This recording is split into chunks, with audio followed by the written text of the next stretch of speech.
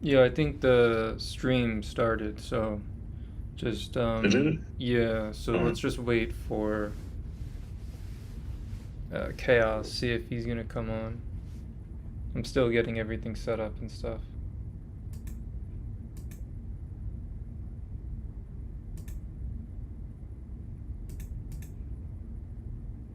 In the meantime, what were you saying about that movie? oh, Odyssey. It was good. Wait, so what other ones have you seen by that director, Christopher Nolan? Seeing Interstellar, Dark Knight, the That was a Marvel long Batman. movie. Actually, both of those were long movies as well. Yeah. What else? All the Batman movies, Inception, Superman, the Man of Steel, and what else? Uh, Was that the one where Superman was being referred to as an alien? yeah.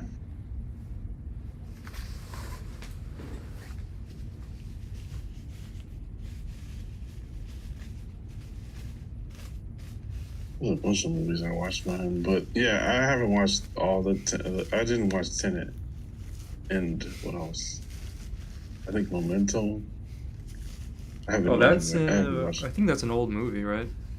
Yeah, that's a really old movie. That's like from the early 2000s.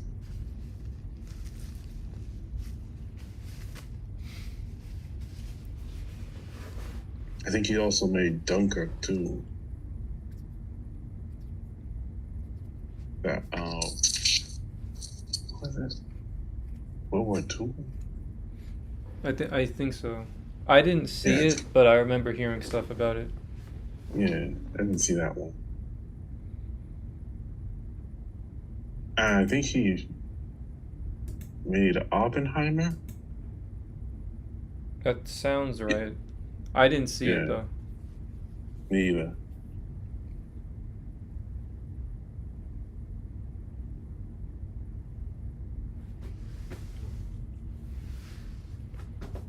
Yeah, mostly like watch the Dark Knight movies. I think that's what got me into.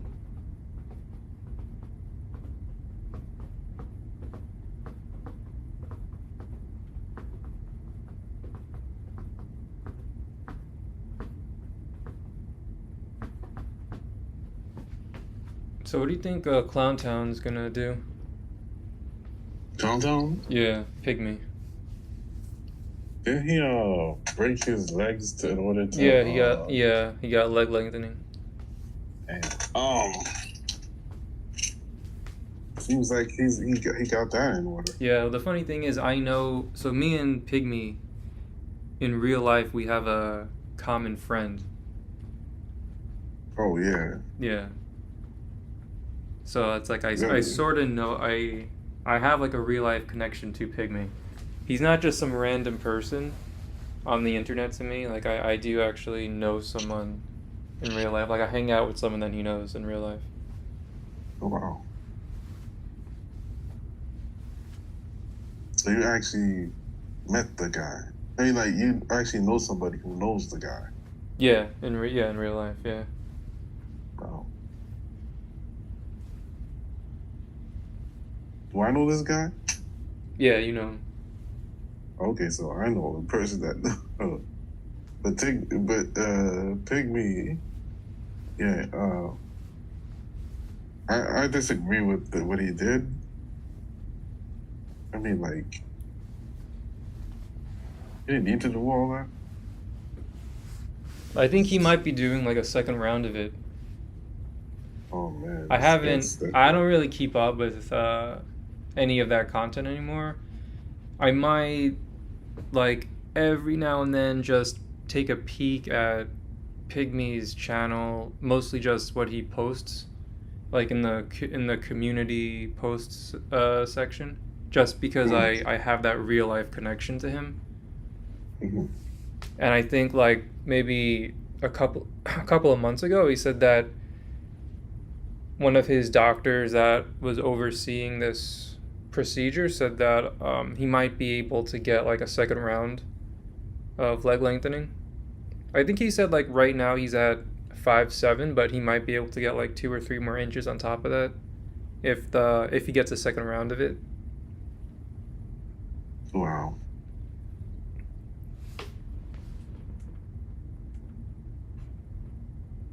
I hope it doesn't. It doesn't.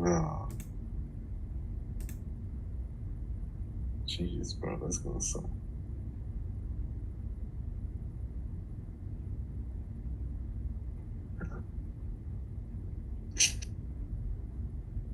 Like he's literally breaking his own body just for other people.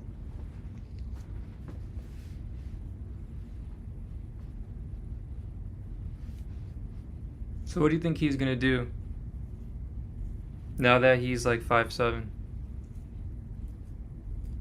I hope it's a lot of stability training. Stability training? Yeah, What do you mean? like like basically training his muscles again.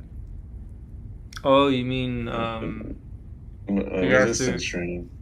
his rehabilitation? Yeah, that. Oh yeah, I'm not really Hope it's a sure. lot. I hope he takes his rehabilitation seriously because, like, after something like that, that's like literally injuring yourself.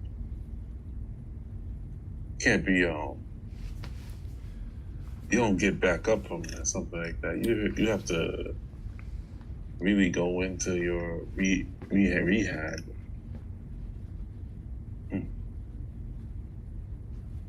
And again, I don't know. Yikes. Yeah, I mean, I wonder if it's actually better than like tearing your ACL. Did you know like professional athletes, like if they tear an ACL, they can require like reconstructive surgery and like they're out for like a year, sometimes even more than that. Yeah. Whereas I think I don't know the procedure, so I shouldn't really. Yeah. I because I don't obviously I never looked into leg lengthening, but if I remember when he was like giving a brief overview of what the procedure entails, I think they have like a controlled fracture in the lower leg and upper leg.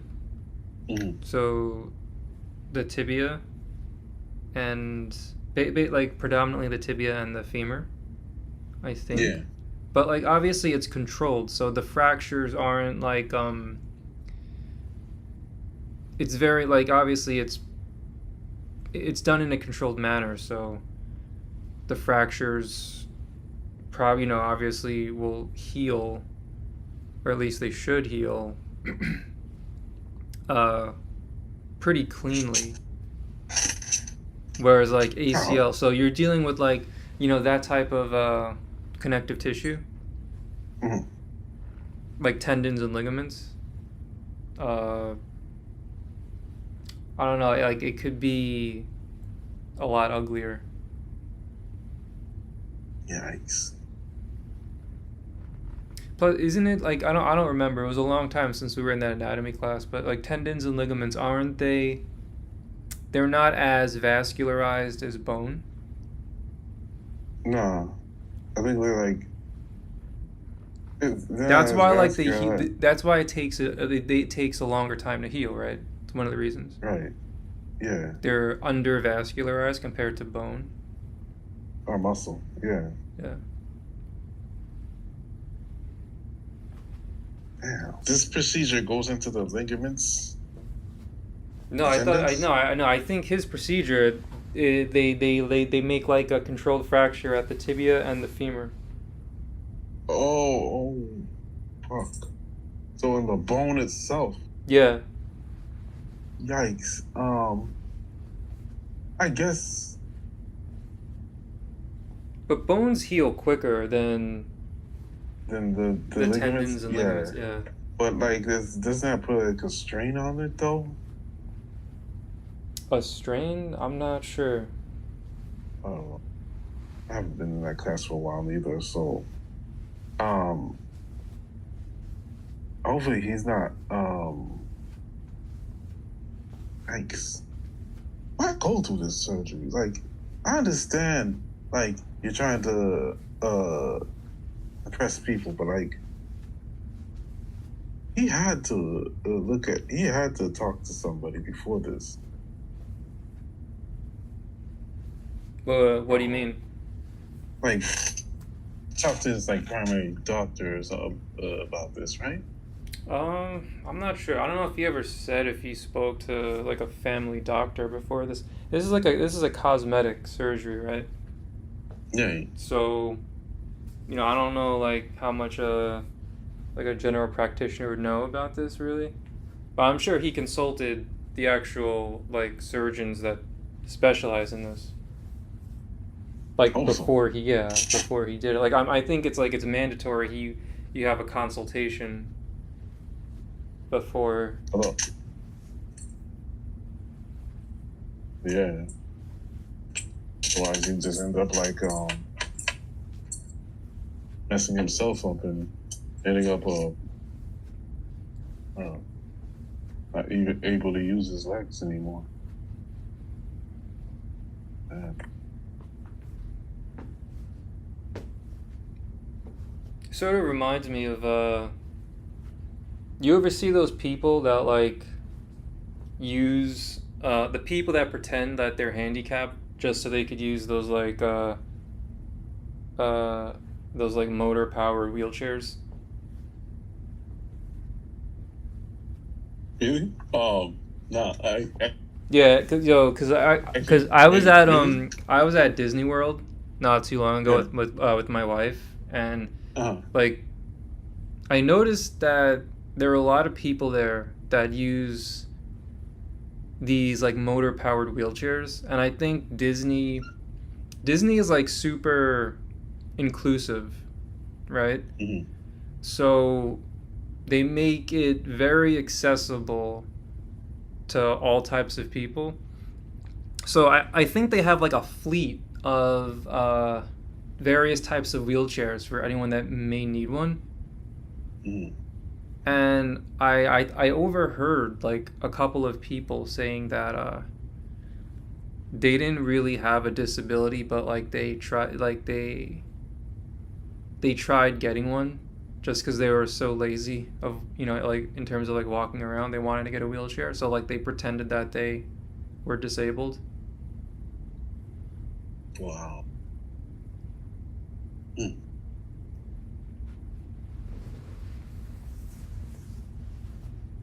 I mean,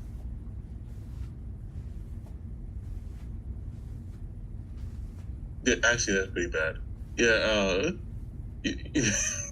You know, like you just do not walk around. You just get a wheelchair. Pretend to fake a disability. Yeah. Like, yeah. So you think Pygmy's gonna be able to, you know? Walk again? No, no, no. I mean, I'm sure he'll be able to walk again. I wasn't talking about that. I mean, do you think like he's gonna be able to ascend, right? Like he's gonna be able to do what he wanted to always do? Honestly, if he changes up his personality, if he just, I don't know, maybe he needs some introspection. Like, sometimes you just gotta look at yourself in the mirror and just say to yourself, yo,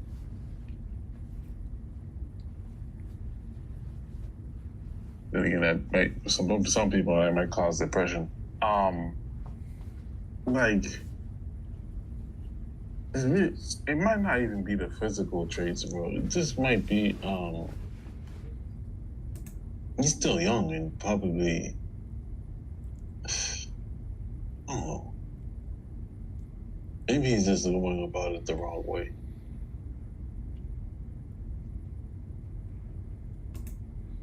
Like he has a lot of insecurities.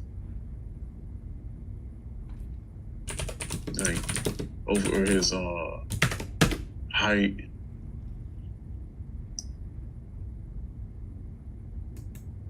Man, I don't know. That's not good. I don't know where he's good, if he's gonna ascend or not. That's on him. What do you think about He Didn't Succeed? He's been wait 1 second. He's been uploading videos about himself. Like him, he just doing eating and stuff. Oh, sorry.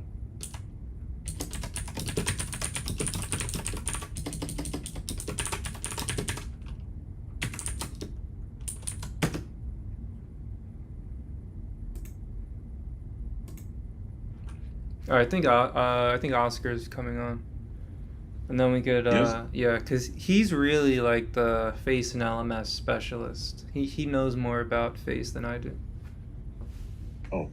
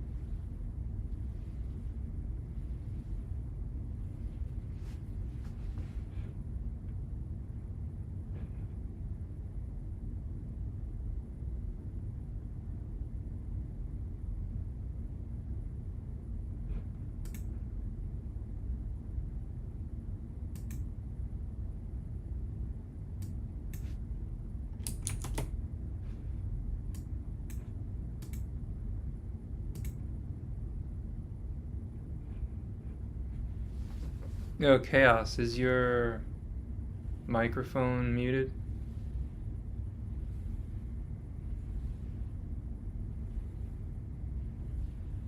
Hey, Chaos.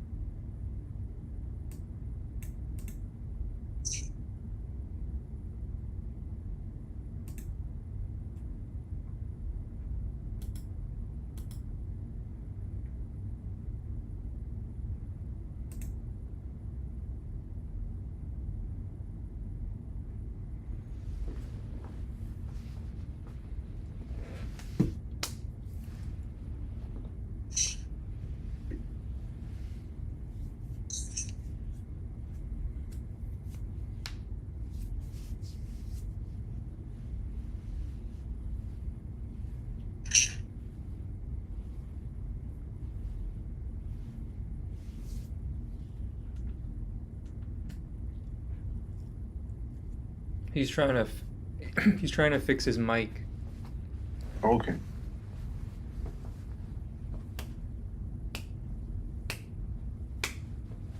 Yo, I'll be right back. No problem.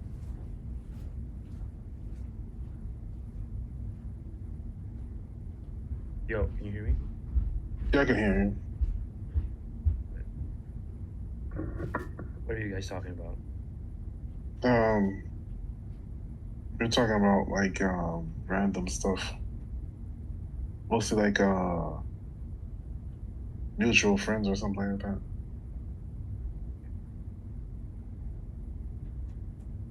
He'll be right. And I heard that you guys were talking about like leg lengthening surgery. Yeah. I think his name is Pygmy? Pygmy. Yeah. Yeah. He'll be right back. I think he had to go do something.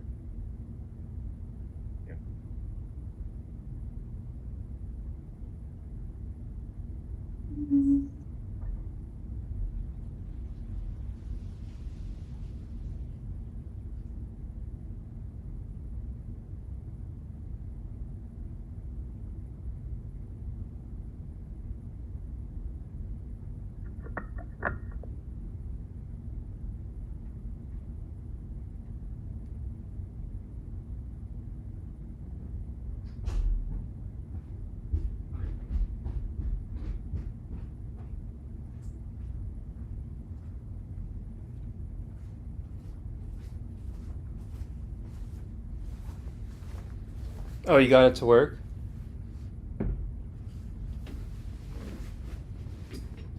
Yeah, I muted myself. Okay, cool.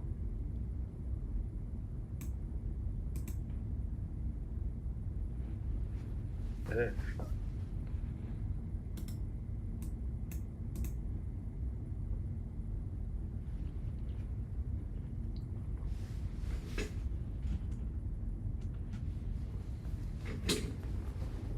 Yeah, so let's just talk about Face and LMS. Let's go down memory lane. All the stuff I know about Facebook. Yeah, you know about. Yeah, I know you remember him. Only very little. Well, I think you started to learn more about him. How old do you think he is at this point? Like late 40s. You think he's late 40s now? Yeah. Probably. Wait, was it like 5 years ago we were talking about that? Yeah, but he never really confirmed his birthday or his age. I think like the closest thing was he suggested he was in his late 30s, like several years ago. Okay, so he's probably in his 40s. Yeah. Early 40s.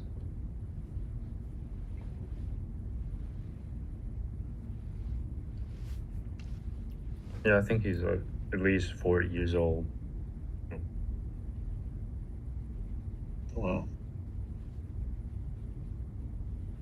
Yeah, I could see that. I think he's probably like mid 40s. He found someone, or is he still alone? I don't know. Yeah, I have no idea. I just have like two messages that first sent to me like a while ago, where he was saying that he's still basically in the same position. Yeah. But I don't know if he still really uses Discord anymore.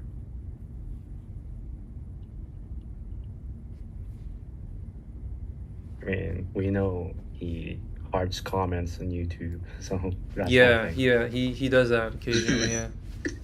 Because he did that recently, yeah, to a comment that you left his channel. Yeah. Yeah, so he follows. Like, I guess he does occasionally check in to comments he might receive, like on YouTube. But I really don't know if he has Discord anymore. And I wouldn't be surprised if he doesn't have Discord.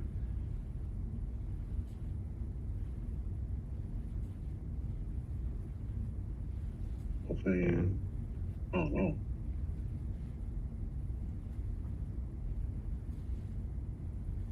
What was that time again when Face sent you that Bitcoin link?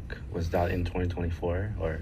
That was yeah, I think that was the beginning of 2024. It was like January or February in 2024. Yeah, we were talking. Right. Yeah, like I would leave him a message and then he would get back to me either the next day or 2 days later. But then eventually he just left me that like automated spam thing about cryptocurrency. And then I never saw him come on ever again.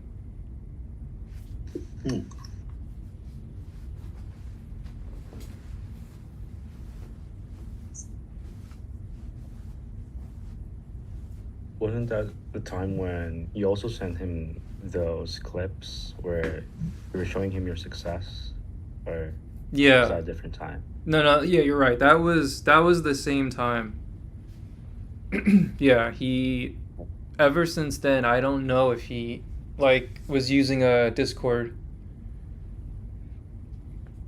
And the funny thing is like I think that account still exists and we're still friends because like message like our message is still preserved. Like he still shows up on my friends list. Cuz I know like sometimes I think like if someone removes you from their friends list, don't they disappear? I think so. Yeah. Yeah, so I mean like I still see that account and like it still has our entire conversation preserved.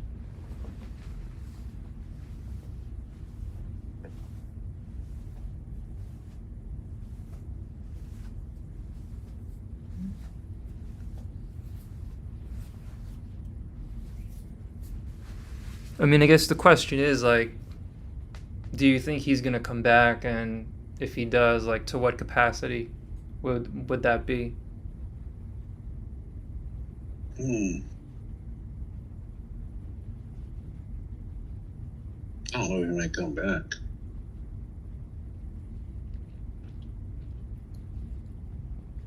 Yeah, It's for like, me, I don't think it's gonna be the same like in the past where he was consistently streaming. I think he's going to like appear in like a podcast or whatever,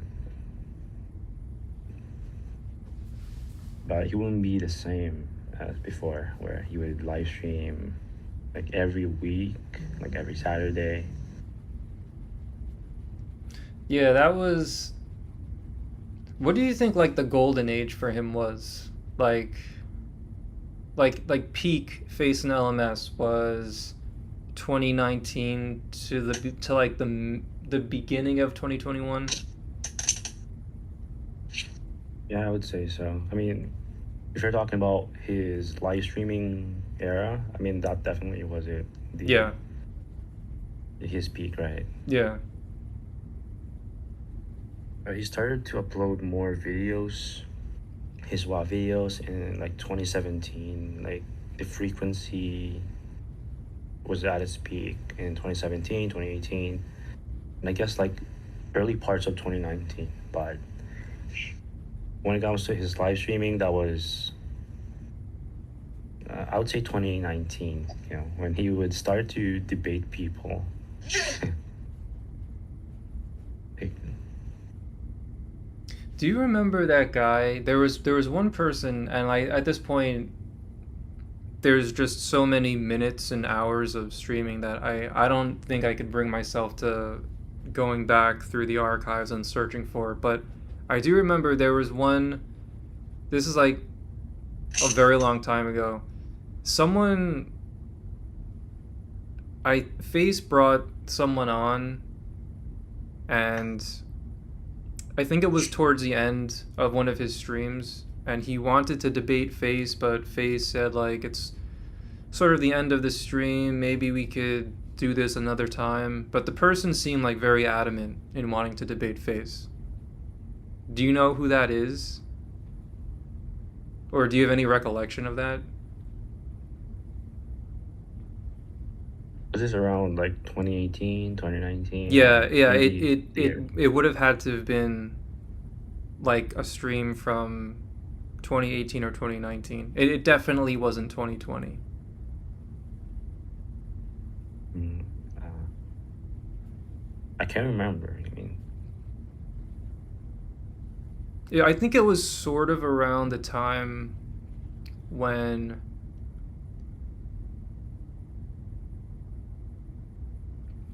uh what's that guy's name? Brendio? When Brendio was sort of like relevant. This was like several years ago. This was like pre 2020. mm-hmm. When like Brendio and like Eggman were sort of they were like sort of very well known and big. Who's Rendio again? Um, I think he was like a guy who was 5'5" or something like that. He said he was Jewish, but people would often say he looked Mexican. He lived in California, like around, not too far from Hollywood, I think. No, somewhere in LA, I think. Oh, And he said that he tried really hard, he couldn't get anything. But like his character arc took a lot of turns. So I have no idea what he's up to now. wow.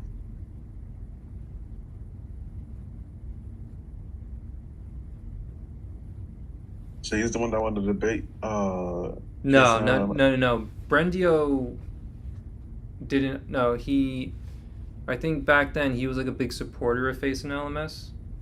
Mhm. Although I think over time, actually, Brendio ended up departing from that community.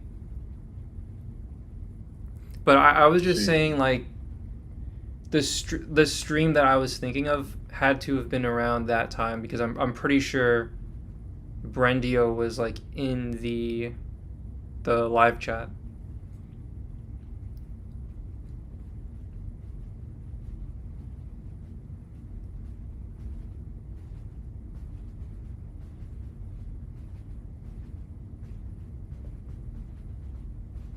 Yeah, this is probably around like 2019. Yeah. Most,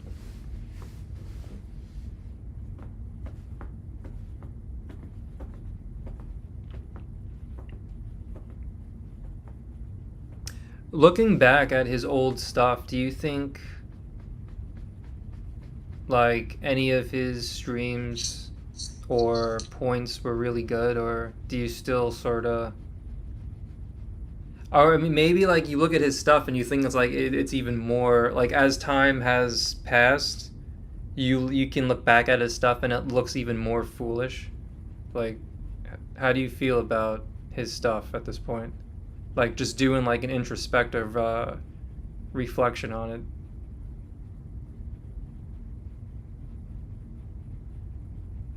I mean, most of his live streams were a bunch of dumpster fire where he basically brought on like multiple people. I mean, whether it be uh, Based Anglo man. his streams where where he would debate people and he would bring on like 3 or 4 of his friends because he was too scared to face the challenger alone, or whether he would live stream without intending to debate and he would bring on like his friends again because he's still nervous. I mean, it's just so ridiculous. I mean, that element alone where he would be turned nervous to just go solo. And then there's also the funny element where he would talk about science and stuff like that, where it would say shit like men are more rational and logical, and women are emotional and stuff like that. And he says that as one of the reasons why women are impulsive and they are basically like slaves to their biology, and this is one of the underpinnings of their mate selection and stuff like that. Then he would like bring on these articles, like these clippings from Reddit and his personal anecdotes. It's just a mess. Like there's no true clean structure to it. Yeah, I think I do remember a lot of his streams, especially like pre 2020. They were like the examples he would use were really really bizarre. They were like so bizarre. It didn't really provide anything meaningful from an objective standpoint in terms of what I think his goals were. Like, do you remember when he mentioned that really small woman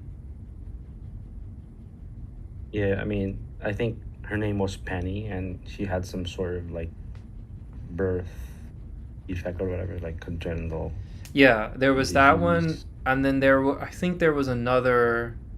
It was either the guy was severely handicapped, or the woman was, or it might have he might have even shown an example of both of those cases. But like he would frequently cite like very very special populations, like just like such a bizarre circumstance, and he would want to try to extract some type of like gold standard rule for society when like he's dealing with such an extreme like medical case.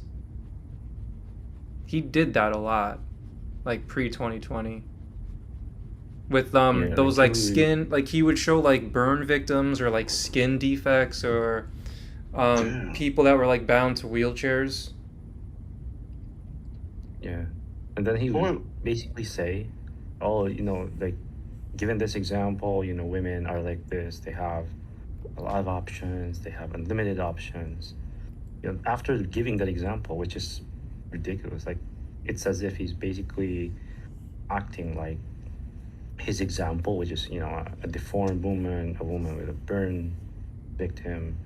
That's a representative sample, which is funny. Like he seems to be unaware, at least at that time, that the optics is bad for him in terms of how it looks to educate people, where he would use a low occurring example and then he would make a broad statement about how women are, they are basically, they have more advantage or whatever.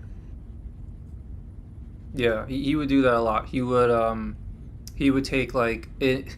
It's so funny because he would always use the term outlier. Like he would take a true statistical outlier, and then Yeah, he yeah. would use that as a measuring stick for the rest of society, which it would just be like the most egregious extrapolation that anyone could do.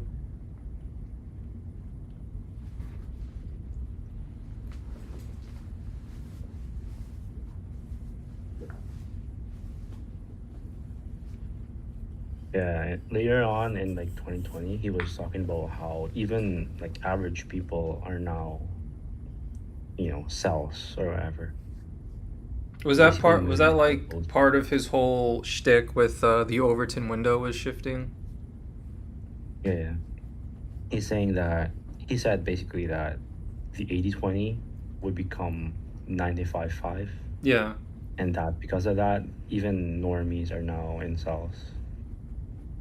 And then he eventually like he upped it even more because wasn't he eventually saying like Chads were becoming incels? Yeah, like he basically hinted at it too, where it's Chad 19 now, where even Chads are struggling. Yeah, it's That yeah, much. those were funny times. Yeah.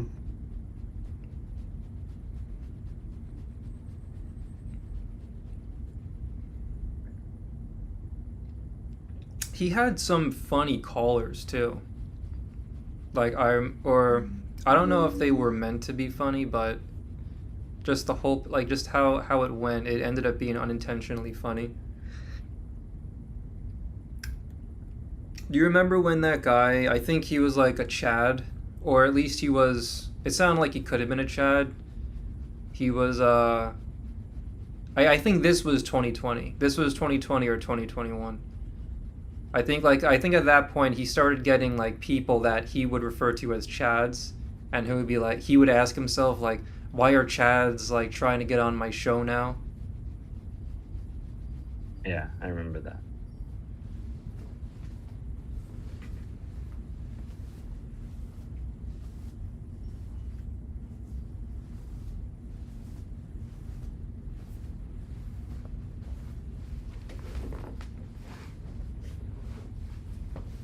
Do you think there really isn't a good chance that he's going to come back like how he used to before, where he would live stream every weekend? Like, you think that's never gonna happen again? Or? Yeah, I don't think that's ever gonna happen again.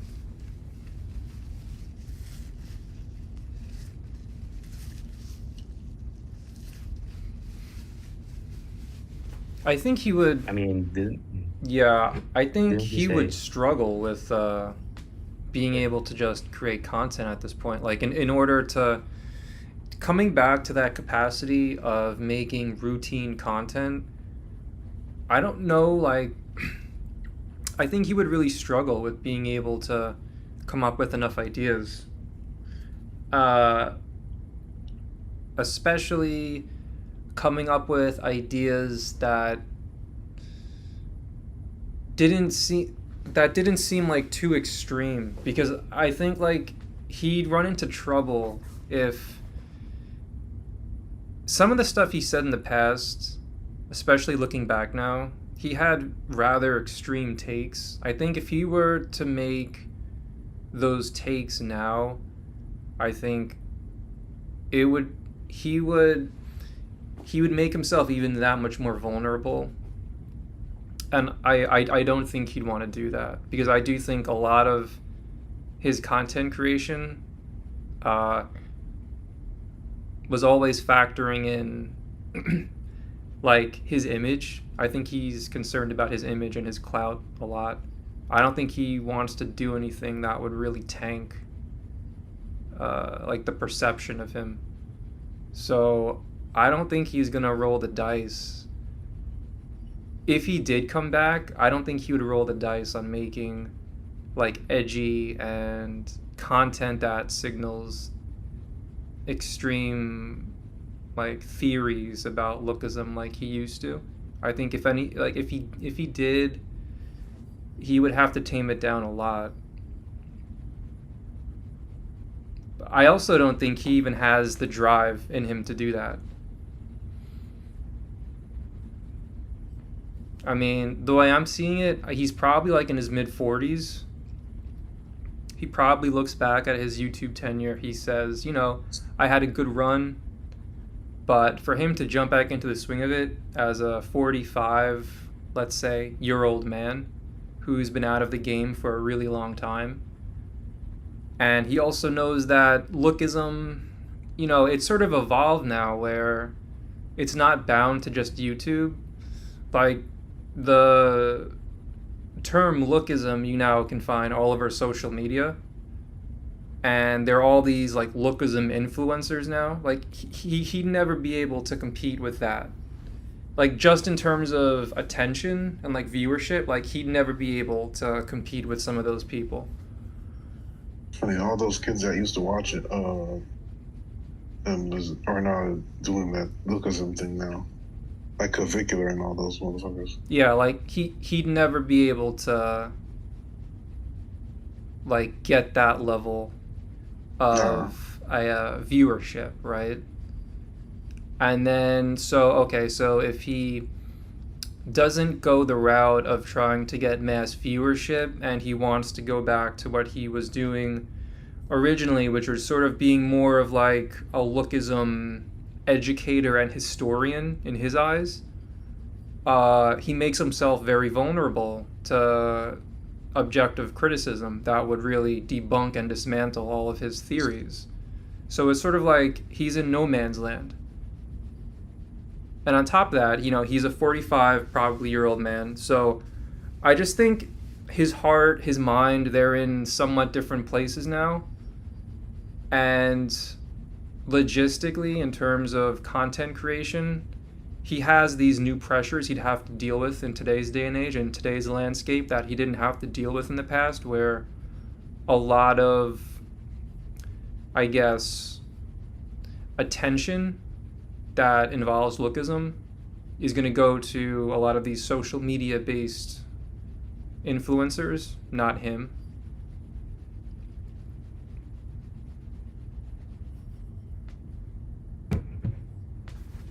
Yeah, I mean, if he's aware that I'm the same guy who tried to get a debate with him in early 2023, and at the same time, if he knows that you're still around, I think that's definitely like one of the biggest things that prevent him from going back to YouTube. Like he's afraid. It could be, yeah. That's what I mean. Honestly, like when he hearted your comment, I honestly think he forgot that was you.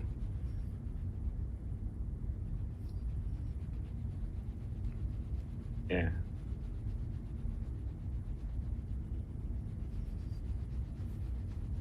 Now I'm curious though. Like, you remember in late 2025, we had a Discord call, right? Which, you posted a video about it. And then towards the end of that call, we were talking about how there was supposed to be a part two. And the last question that I asked you is, you know how Face, he used to have this whole shtick about how, oh, this is my plan. And you even alluded to it before in your content where we're talking about how Face, he has a plan where he wakes up in the morning and he tells himself that this is going to be my strategy. I'm going to, get my surgeries, finish them, and then eventually I'll go to social media to basically slide into DMs. Like right now, in 2026, what do you think his status is? Do you think he's still like upholding his plan or whatever? Like, do you think he still has some optimism? Like, what do you think is going on? Well, I mean, the only two things I have to go off of would be the two messages that first shared with me, where he was relaying to me what Face told him. And that was that I think the messages, I think, were essentially saying that Face in like maybe 2023, 2024, and I guess because let's assume it's the same right now as it was back in 2023 and 2024. I'm pretty sure like Face was saying that he does occasionally get like a date or a casual girlfriend, but it seemed like he was very, very unhappy with the quality of women that were giving him attention. And even the ones that were sort of just casually dating him, they would never really stay around. He seemed like he was basically saying, yeah, every now and then I can find like a short relationship, but the quality of women is really, really bad, and I'm really, really disgruntled. That's pretty much, that was the impression I got from the messages that first shared with me when he had his talk with Face and LMS. And that was back in like 2023, 2024. So I'd assume at best it's the same. But it could even be worse, right? Because generally the way it works is the older you get, the harder it gets.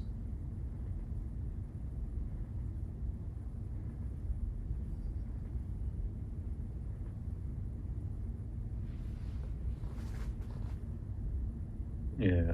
Do you think he's going to find someone though? Like he's 45 and then, I don't know. That's like honestly, if the real Face and LMS, whoever that man is, if that person is anything like the persona that Face and LMS is like, it's hard for me to picture him ever having like a long-term relationship. Just because any man that truly feels and thinks what the persona of Face and LMS thinks, that's so hard for me to picture someone just viewing women in a way that you could have a relationship with. Like, it's just all the stuff he said. It seems like he seems like he's so broken. I just could never imagine that man, assuming that his offline personality is reflective of his online persona. Like, if he's one of those people where his online persona is like a very good representation of who he also is offline, he seems so disgruntled and broken and so disillusioned with women. It's so hard for me to fathom him being able to have a relationship, like an actual like long-term relationship with a woman. It's very hard for me to imagine that.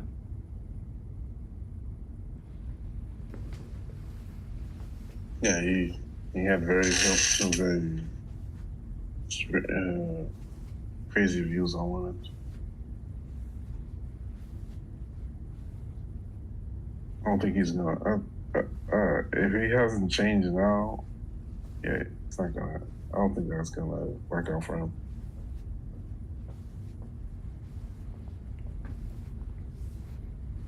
I mean, Hold on, could you imagine what that would be like? Like, let's say he hypothetically found a girlfriend at like 45, and then he has to tell her that, like, for like 10 years of my life I had this YouTube channel where I made all these videos, and I would like make videos about deformed women and women bound to wheelchairs and like grossly undersized women, and I would talk to thousands of men saying how it's over, and you should get the rope, and you should do this and do that, and it never began. Like, can you imagine like that guy, like after all of the sheer hours he's devoted to very extreme stances, like just having a girlfriend, like an actual like long-term relationship.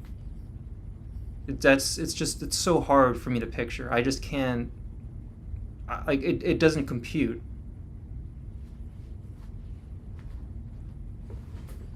Yeah.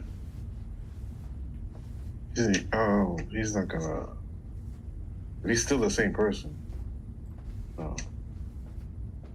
He might have changed. I don't know. Some people. No, the only way. See, the only way I could picture that, like, the only way I could picture him with someone is, like I said, it really just depends, and I don't think no one can really know this, because you'd have to know him in real life. Like, we don't know that, right? Maybe like 5'4" knows that, because I think like they actually met in real life. But if he like truly is like what his online persona is like, it's so hard for me to picture that. Now, if like his online persona is just this performative act, and then the second he's offline, he's like like your typical just everyday average guy, then it's possible. But it just comes down to like how much of his offline person it is similar to his online persona. If it's similar, it's so hard to picture, which then leads to another discussion. I mean, I guess it's possible, and I don't know if I would put a high probability on this, but I have always considered it.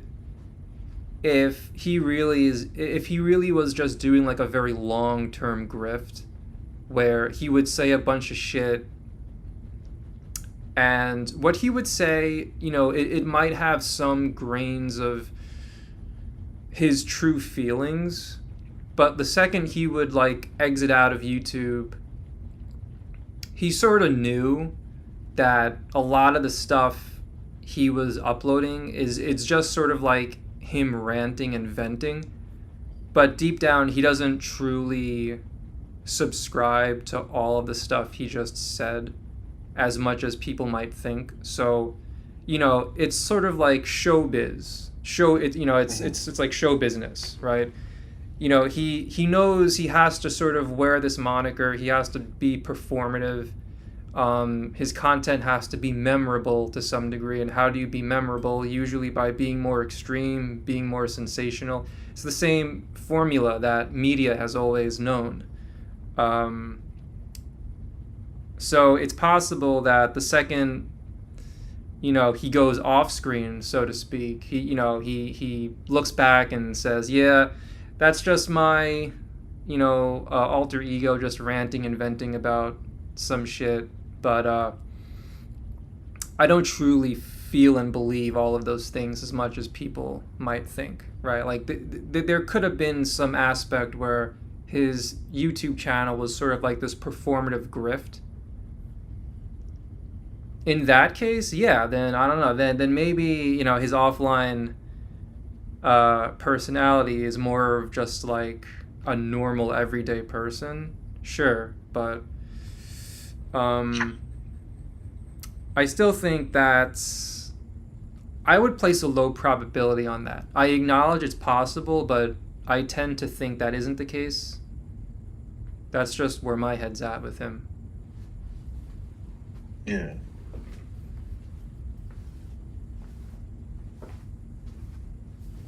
But either way, like the stuff he says, it was always performative in like how it came off. Like his the way he would sort of try to double down on his stances and how he would say certain things, but then if he would get challenged, he would have his typical like checklist of his checklist of evasive maneuvers, right? Like where he would either backpedal or he would deflect, or he would try to then bring on like 3 or 4 more people to sort of obfuscate or completely derail or sidetrack the discussion into a different direction, and he would hope that the conversation doesn't get brought back to the point that he was getting nailed to, right? Like he would have like a set list of strategies to sort of get himself out of trouble when he would be getting intellectually pressed. So at least his streaming behavior was very performative at the very least. Yeah. Wait. How is... Wait, so you saying somebody actually knew him in real life? Yeah, there was a guy, his name was 5'4", and they supposedly met up in real life. Wow.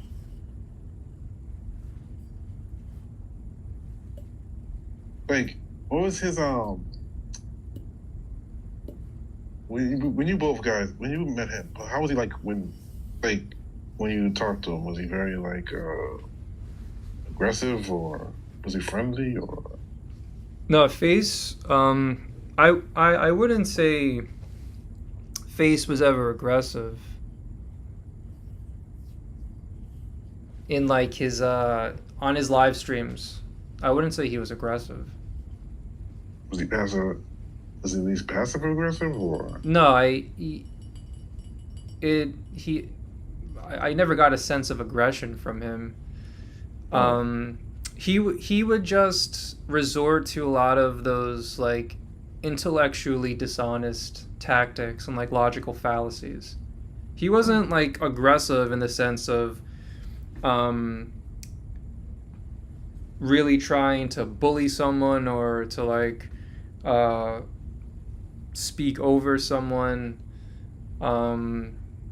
but in terms of like in terms of having like a dialogue about a certain point or theory, when he sensed that he could be losing the exchange, he would resort to some type of tactic that would try to derail the progress being made in terms of, crystallizing a more accurate truth, right? Like that's sort of the goal of a debate. It's you sort of have two sides. Both sides present their perspectives, their ideas, and their evidence to support their stance. And then in the exchanges, it's sort of like a distillation, like iron sharpens iron. the stronger stance is going to emerge. Like you learn from both sides because both sides end up acting as a check for the other, and then the stronger case will prevail, and then everyone can learn from that. That's like the whole point of a debate. But Face would never let that exercise truly occur because he would resort to logical fallacies, or just like probably like the most like the laziest of them all would be like where he invites like 3 or 4 other people to hop on that like are all people that automatically side with him, and then like the entire talking point completely shifts to a different thing just because you have now 3 or 4 other people just like shouting in the stream. Wow. So he would just be reduced to mob tactics. Well, yeah, I mean, he used that. I'm pretty sure he used that almost like every single time. Huh.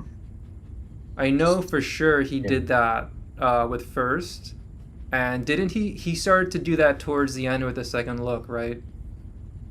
Yeah.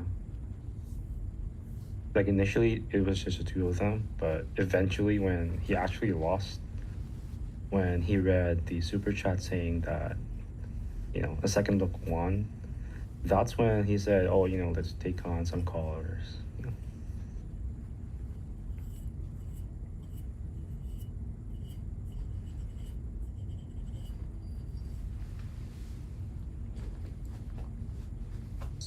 Well,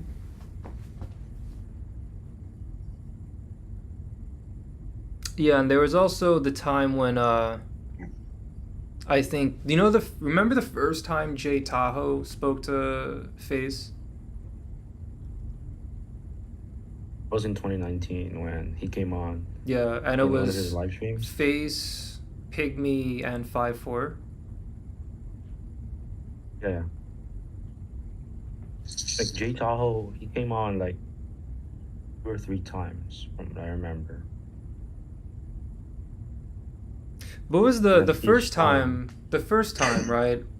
Jay Tahoe came on because he wanted to talk about height. yeah.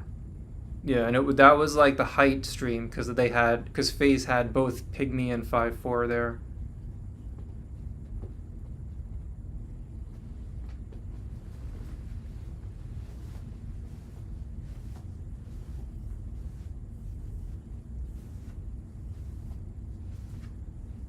how'd that go?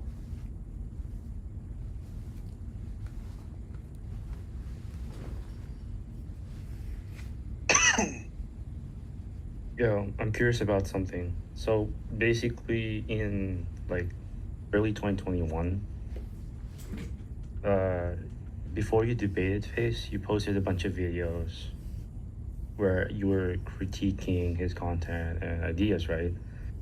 But out of the things that he said that you critiqued, like which of his points would you say is the most ridiculous? Like made you go, "What the fuck?"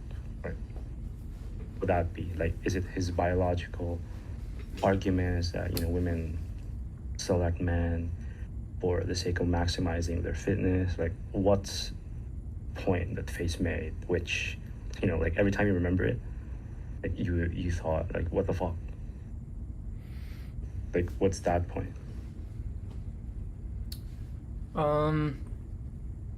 At this point, I honestly don't even remember some of that stuff. It's been such a long time for me at this point. But I could tell you, like, yeah, the evolutionary biology stuff was very, very bizarre. Like, I understand his desire to want to be able to draw up this calculus where because this person has this trait, it means he's X more attractive. Like, if someone could if that's how these dynamics really worked, and someone could reduce it down to like very basic arithmetic, yeah, that could be very convenient in predicting who selects who. But I mean, he doesn't understand that.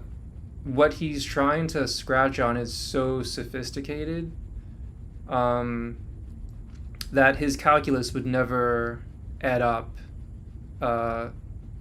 into what reality actually pitches. So the evolutionary biology stuff. To answer your question, I think it was the evolutionary biology stuff, like his evolutionary biology reasoning as to how and why females select who they do. That was very absurd to me. And actually, if I remember, I think that was what I first started making videos about, because I did feel like that was just very, very bizarre. Where he was sort of like making his own version of like Darwinian selection. And it was just so, that's just not how it works. Like he was getting he had too much of like this OCD addiction with trying to link every single trait up to survivorship. It was so bizarre. Like I was like flabbergasted when I came across his stuff. And like if you remember, I think he definitely eased up on it, because there was a point where he was very big into like trying to say, oh well, because this guy, like his jaw, like if you look at the shape of his jaw, like it increases his survivorship, right? Like he would just, every single feature would have some XYZ reason as to like how it supposedly makes them more fit to survive like the environment. So this stuff just didn't make any sense. And I do remember some of the stuff he said, it was completely the opposite. Like some of the traits he thought that increased survivorship actually didn't. It was really the inverse of that feature or that trait that maximized survivorship. And I think I vaguely remember talking about this in some videos, but this was a very long time ago. But it was his evolutionary biology stuff that was just like very, very inaccurate. I think, yeah, that's definitely what first drew me to his stuff. It was like, this guy, he's acting like he's some type of like natural scientist, and he does not know what he's talking about.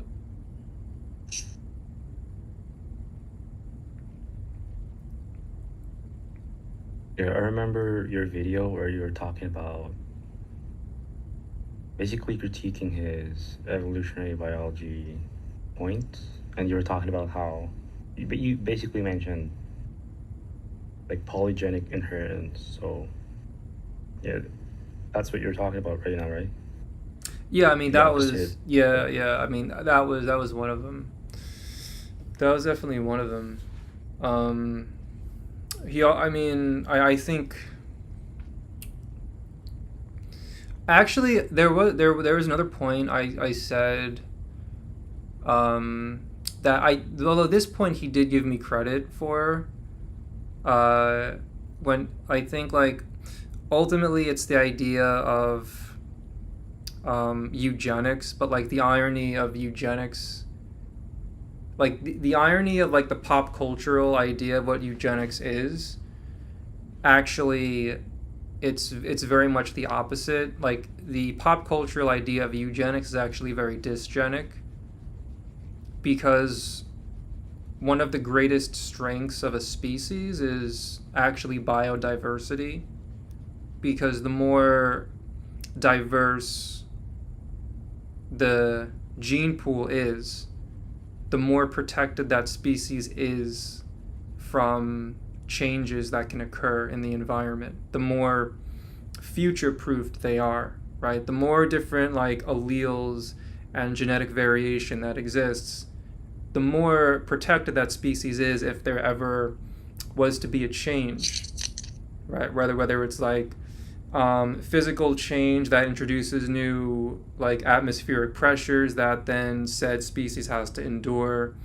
If there are pathogenic changes, whatever it might be, the strength is in the biodiversity that species has, because there's a greater chance that at least a certain subsection of that species can live on and continue to exist and survive. The more you whittle down a gene pool to a very, very specific type of archetype, if you will, which is like in a concrete example from Face's perspective, that'd be like selecting what he thinks a Chad is, right? So let's say you just keep on selecting and you want to just make the human race just like a Chad race, right? Every successive generation that you start to whittle down the gene pool in your chase of getting the Chad race, you cast away more and more biodiversity that actually insulates the survivorship of the collective species. Face did actually say that was a good point. So yeah, I did point that aspect out. He did give me credit for that one. I'm trying to remember. There was also another thing, but what I was really talking about was his fixation on trying to always rationalize a feature to a very primitive example of survivorship. Sort of like how he was talking. Do you remember when he was talking to a second look about glasses and eyesight? Yeah, FACEandLMS was basically talking about how if you're a child, then women consider your wearing of glasses as cheating. But if you're an average or ugly guy, then they would do this thing where, they would automatically consider it cheating. But with Chad, they don't do that, and they do this mental gymnastics where, because he's good looking, it's not cheating. And then a second look pointed out that, FACEandLMS just claimed that women don't use logic, but then what FACEandLMS said was actually based on logic, and it was so funny, like FACEandLMS got stumped. Yeah, I remember that. But like that I mean, that's my example where he thinks every single reason for attraction is linked to some type of survivorship based reasoning. But at least, when it comes to humans, you don't really see that type of, like, you don't see his version of Darwinian selection where it's so linked to raw survivorship. You see sexual selection. You don't see his very bizarre survivorship based Darwinian selection, right? It was also really weird when he was trying to talk as like how women select men because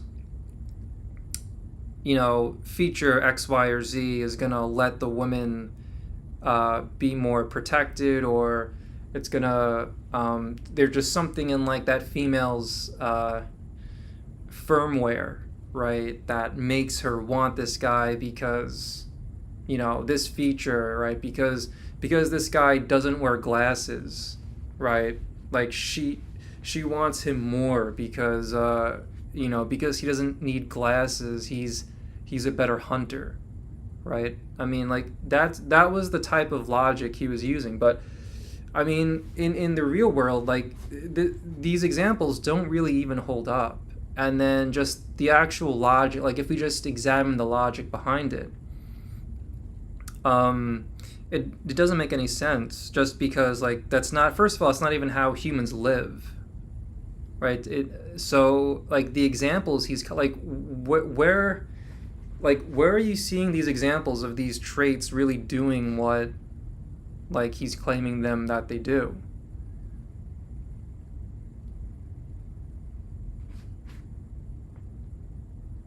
Yeah, the specific example where with the glasses, I don't see that happening. Yeah, I mean, I think there he's are, modeling in yeah, a vacuum. Yeah, I mean, like it's like you see people where glasses are like a fashion statement, right? It's like you know how many like you definitely can find good-looking people wearing glasses. I definitely don't think one. I don't think that. Uh, I don't think that if you have a good looking person wearing glasses, I don't think that necessarily like makes them look uglier, and nor do I think the woman when she sees someone who's good looking without glasses, then all of a sudden put on glasses, I don't think she's like consciously playing this. I don't think she's like thinking to herself while she's stroking her chin, saying, "Hmm, okay, so he is prescribed glasses, so that's bad. But because he's good looking, I'll let that slide. Um, just because he's a Chad, even though I don't necessarily need a man like even though I don't live in a world where a man needs to like strike a bird with a bow and arrow. Like the stuff he would say, it was so bizarre. Like I don't know where he came up with this stuff.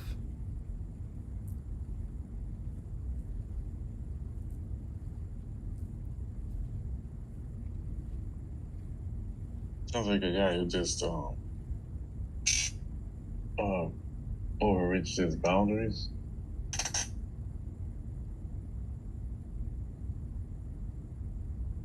Especially with the science stuff.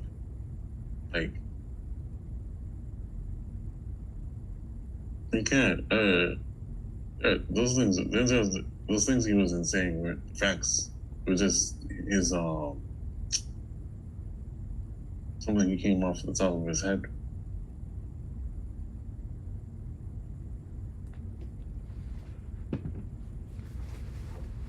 No, I think no, I think he like put a lot of thought into the stuff that he was saying. Did? Yeah, I think so. But like, how did the audience see it? I mean, he said he had a lot of people. Yeah, but it was very much. I mean, the way content viewing on the internet and social media, it tends to be a very self-filtering audience. So people tend to gravitate towards people that they normally already are going to be like-minded with. So he sort of had like his echo chamber already pre-selected and pre-filtered. And at that point, he's just going to give a sermon and they're automatically going to love it because he already got filtered the people that pretty much just want to hear what he has to say. And they're just going to like it from like an obligatory standpoint. All right.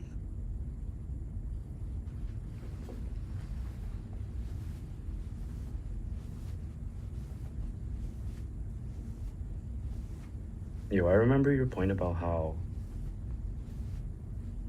no scientist made the connection where, the people who are good looking, they seem to be the one with the best immune system.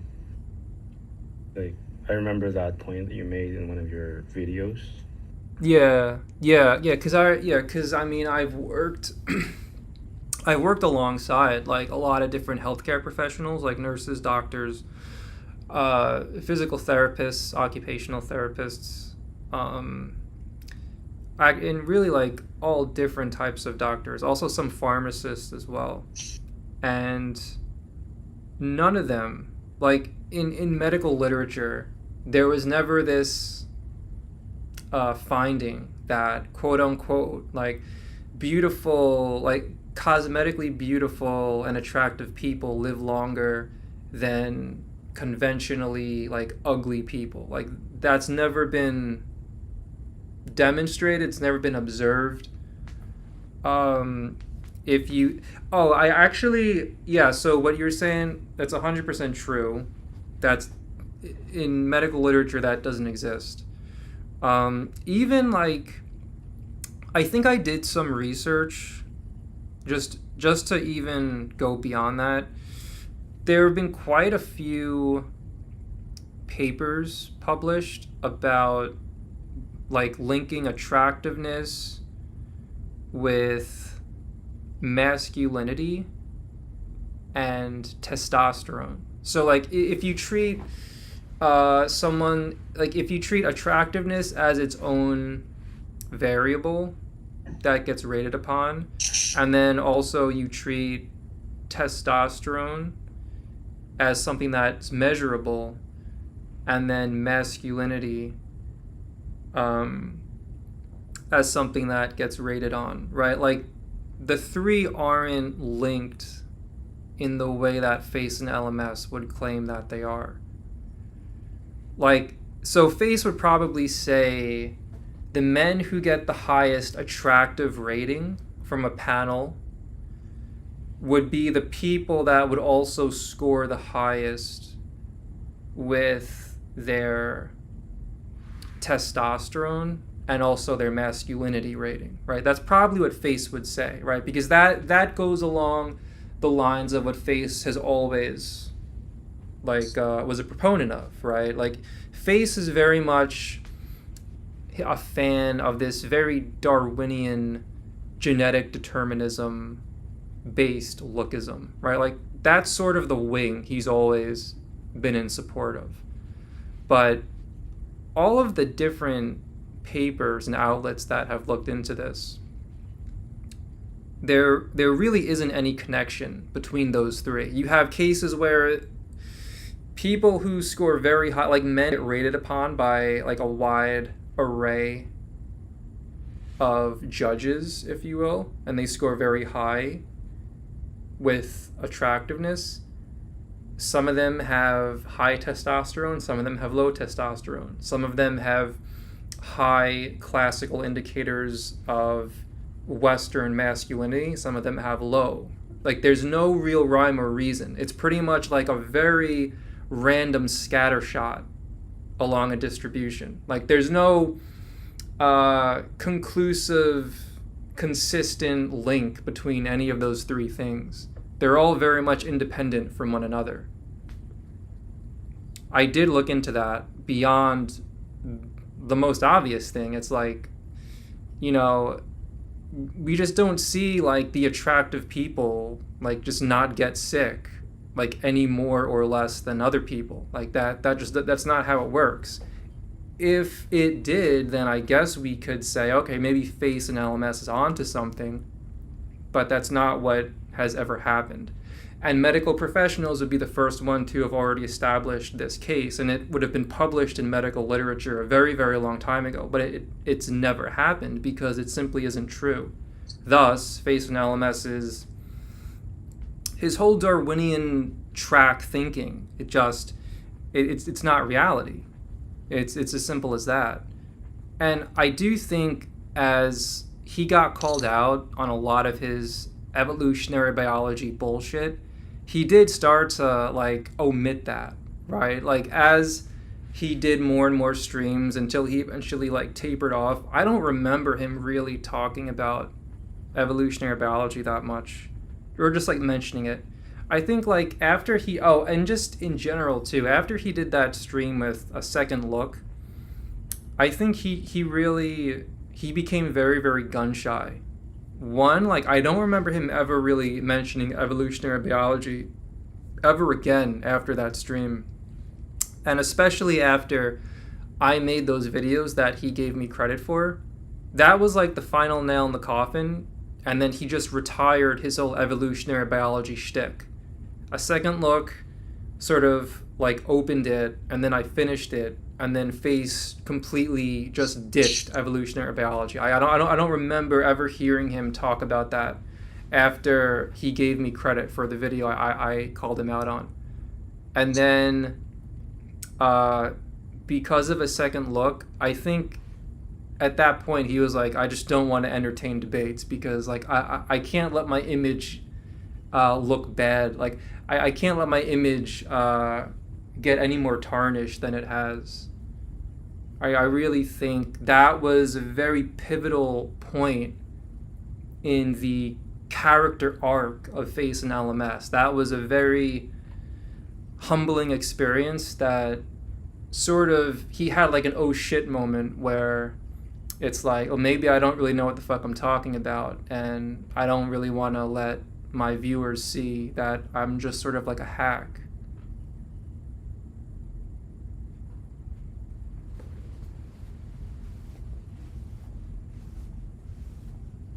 Yeah, I remember how you talked about sociological based lookism and biological based lookism, and FACEandLMS basically collapses the two concepts.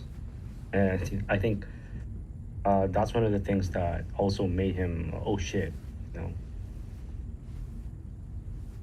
Yeah, I remember that. Um, yeah, it is a rather complicated feedback loop between biological based lookism and sociological based lookism, because they're definitely they're two different prongs, but they can influence like the other. But yeah, Face sort of conflates the two, and he just assumes it's all biological. And when he says biological, he's referring to whatever yields more survivorship.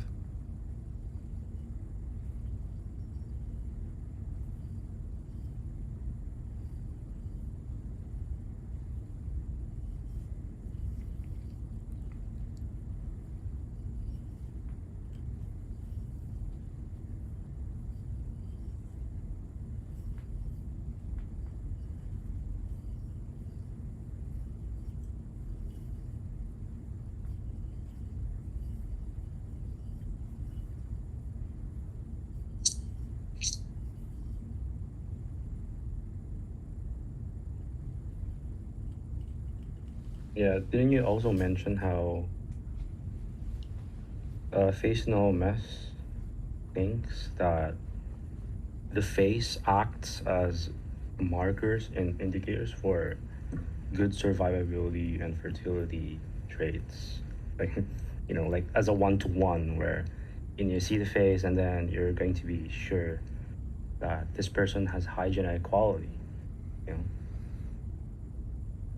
Yeah, it's a yeah, reliable I remember that. indicator. Yeah.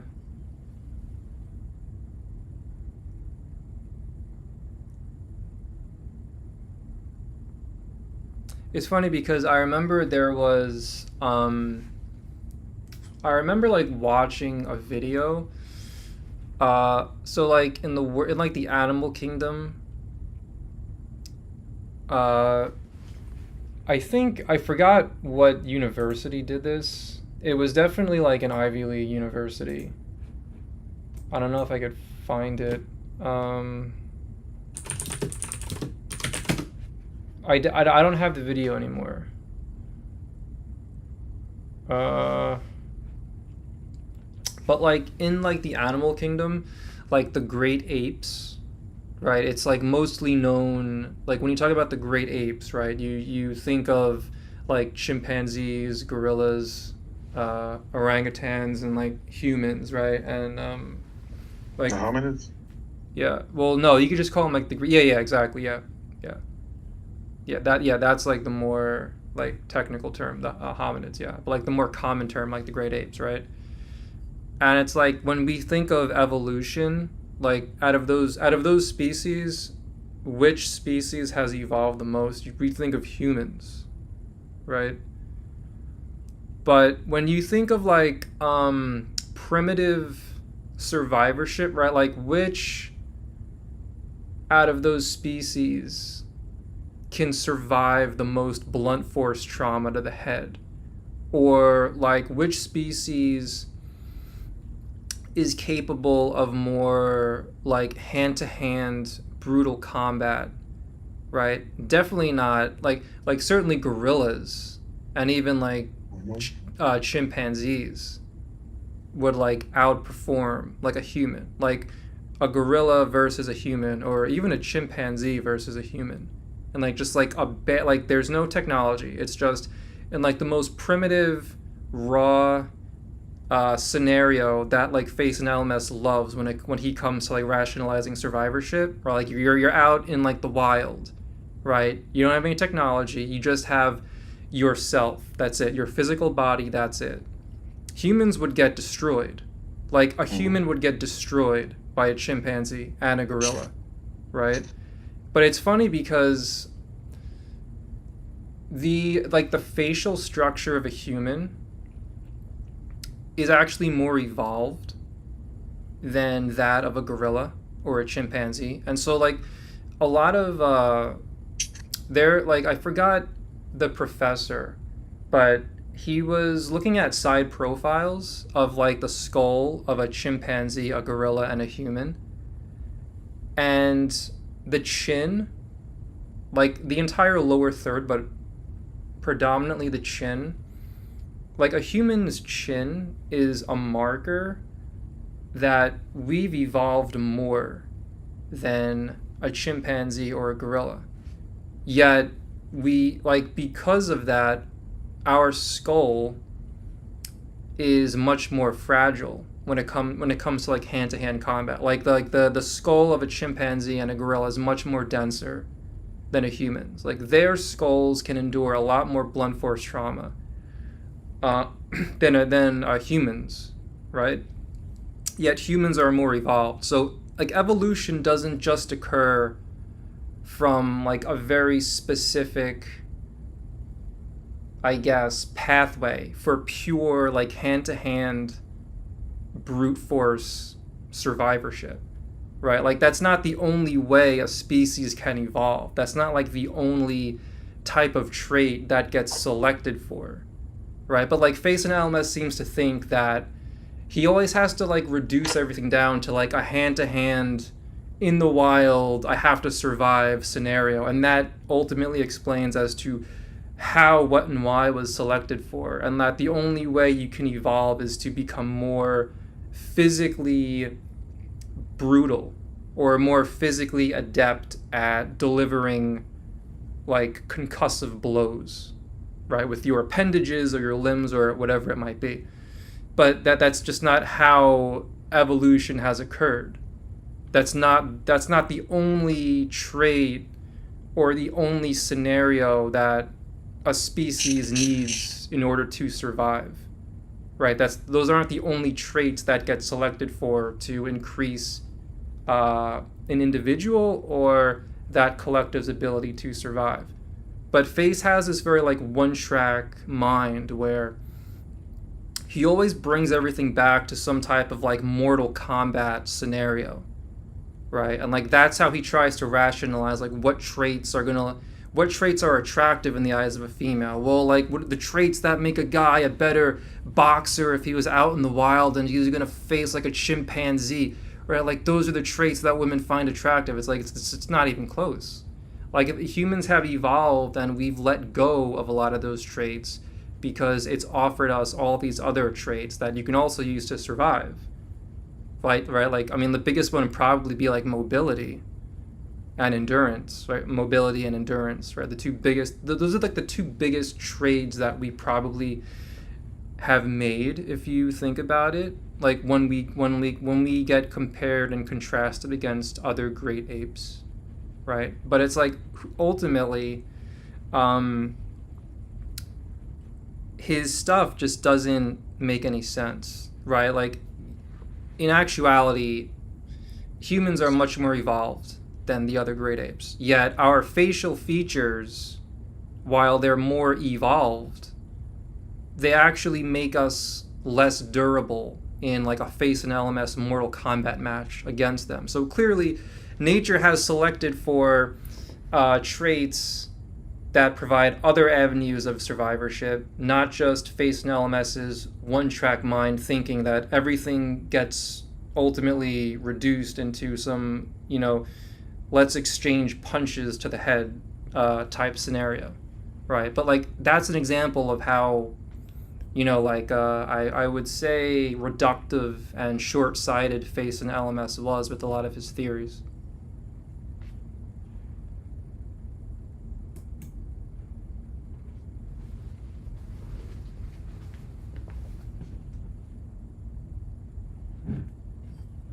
Yeah, that thing that we were talking about, it reminded me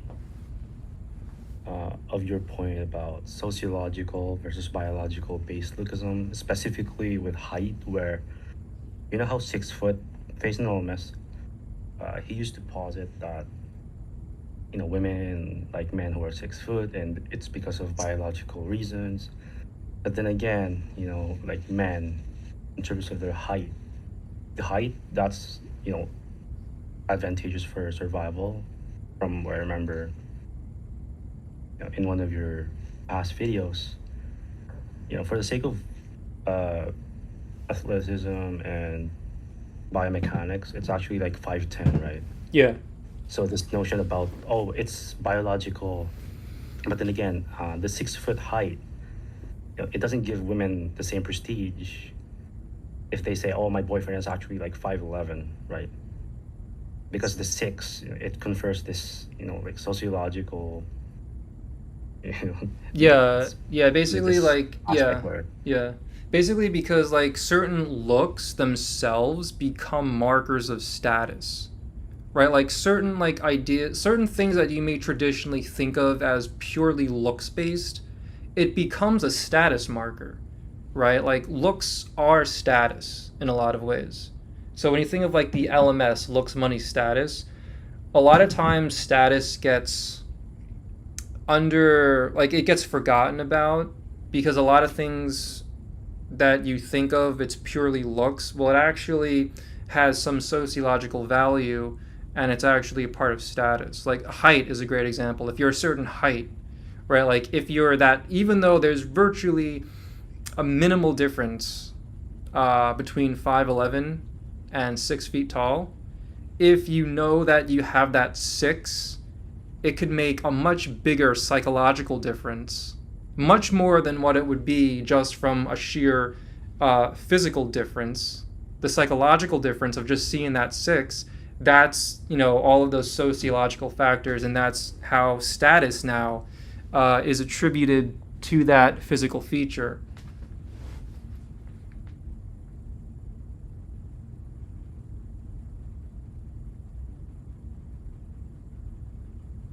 No, in terms of like status, like, does it matter? Does like income comes into play too? Like, somebody like well off, they could, they would have more success.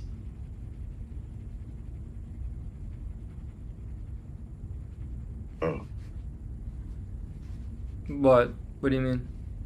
like If a guy, status if thing. like someone who's like who's like more well known, someone who has more money, someone who's more well known, more liked in his community, someone who perhaps is even famous.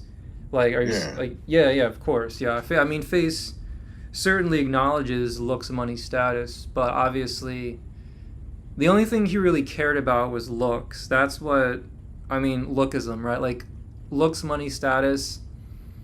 I mean, they acknowledge it, but the only thing they really want to talk about is looks.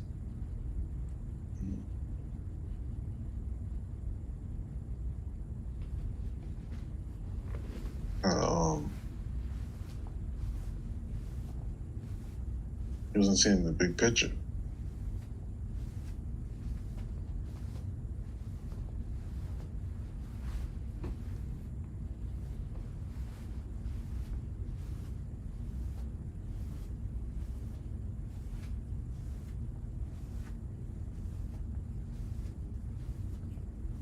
yeah, I remember something funny. So remember how in 2021, you were trying to impersonate FACEandLMS, in terms of how he says this looks live, and then after that, he changed his live stream. Oh yeah, he changed it. Yeah, I remember review. that. Yeah, It was so funny. yeah, it was, because I remember that he changed it. Yeah. That actually happened. Yeah, because he would always Okay. say, he would always say, like, this is looks live in the beginning, and then I started like impersonating it, and then like once he found out I was doing that, then like he completely dropped that. He no longer did it. Yeah, I remember that. You did do an impersonation of him. Yeah.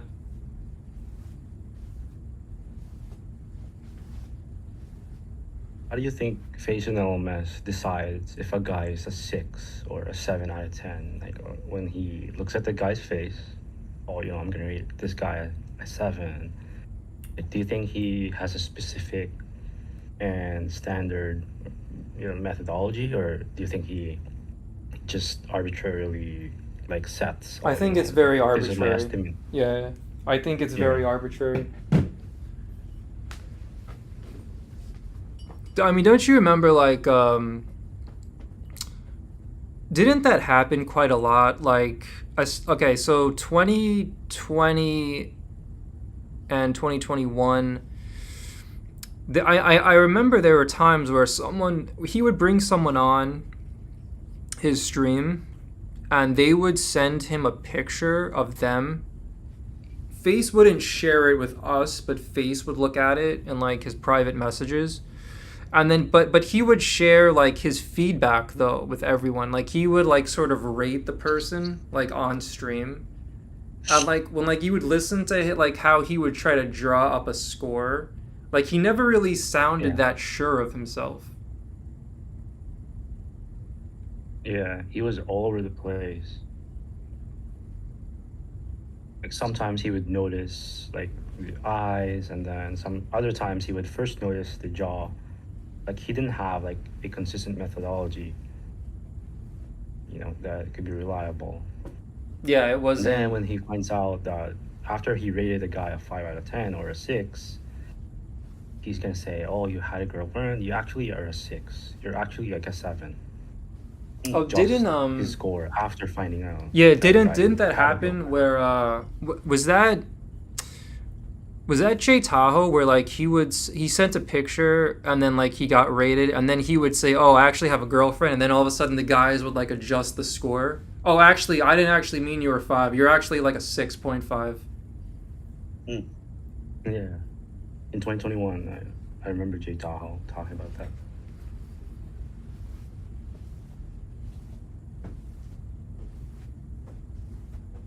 Do you think that's scientific and reliable, or? What do you No, think it's about it's definitely it's definitely unreliable, because there were both intra inconsistencies as well as inter inconsistencies. So there were intra inconsistencies, meaning that the same person wouldn't even give scores that would conceivably be consistent with their own thinking.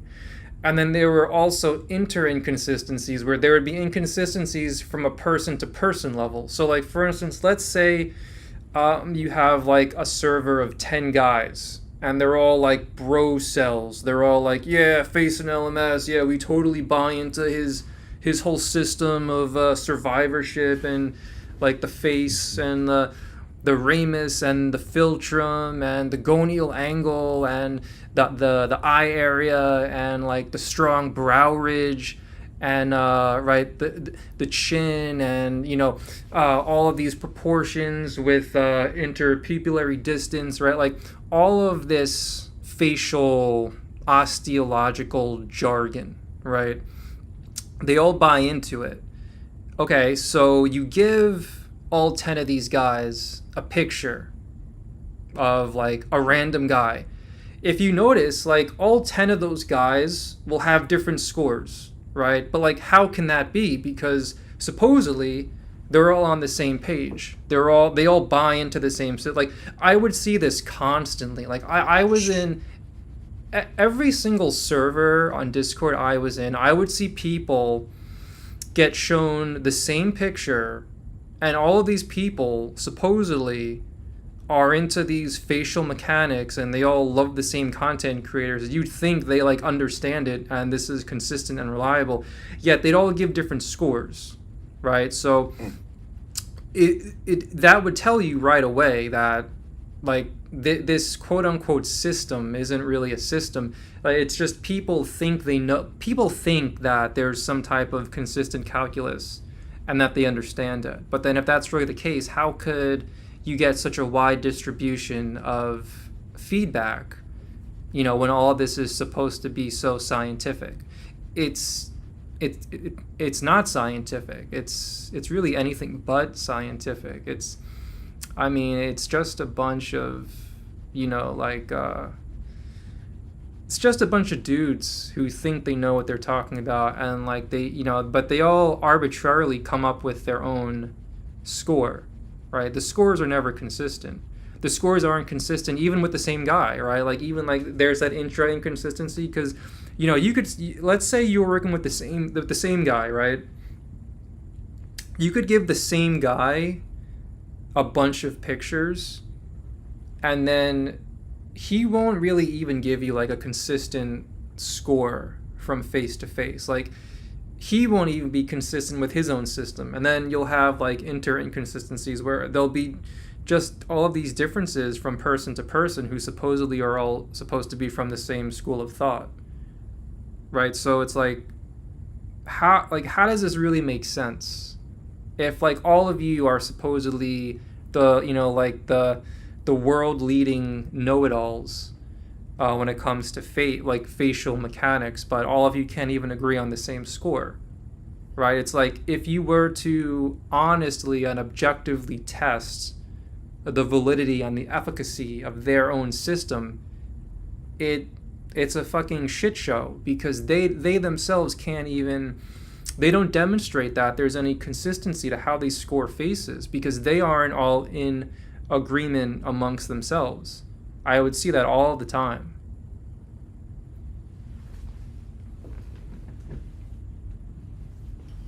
Yeah, even when they're trying to like assess if, let's say, Chico Lajowski is, a 7 or an 8 or a 9, their scores are not even consistent. Like some of them say that he's a 9, some of them say he's a 7. Like you shouldn't see that sort of like wild variation where some of them even say, oh, he's actually just 6.5 at best. Yeah, exactly. There shouldn't be that level of variance. Like that automatically disqualifies the idea of this being systematic, mathematical, scientific. Like just the mere like that alone is the strongest signal from nature that it's like, no, you do not have any scientific system here. If the strongest proponents are giving you this wide of a distribution in scores, like it clearly is telling you like this system you have is absolute shit. Like there is no system. It's just people arbitrarily coming up with their own values. That's all it ever was. That's sort of like why I remember like I wanted Face to do a stream with me where like I wanted him to just demonstrate to me like, okay, like you think you have some system in place. All right, cool. Just demonstrate to me that if I give you different pictures, just show me that you and a bunch of your proponents can consistently come up with the same scores and the same reasons as to why each person gave said score. Just show me. Like that's not even like that's not a malicious request. It's a very fair request. That's a very fair check or demonstration to run. If what you claim is that looks, it's so scientific and you've cracked the code that has always eluded mankind. You've figured out the mysteries of osteological facial vanity.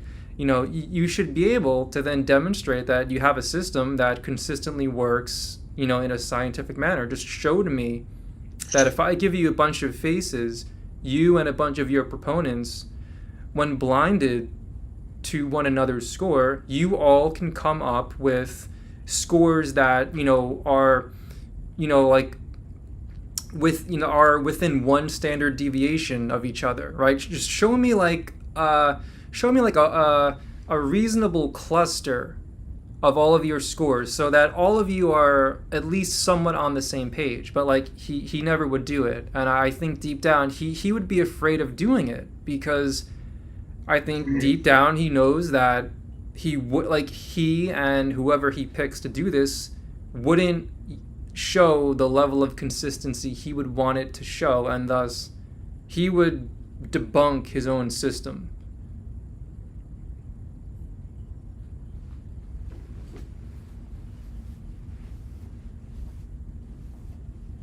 Yeah, I remember a point you made in one of your videos before where you know how FACEandLMS and Black Pillars say that it's biology first, sociology second, or at least they alluded to it, right?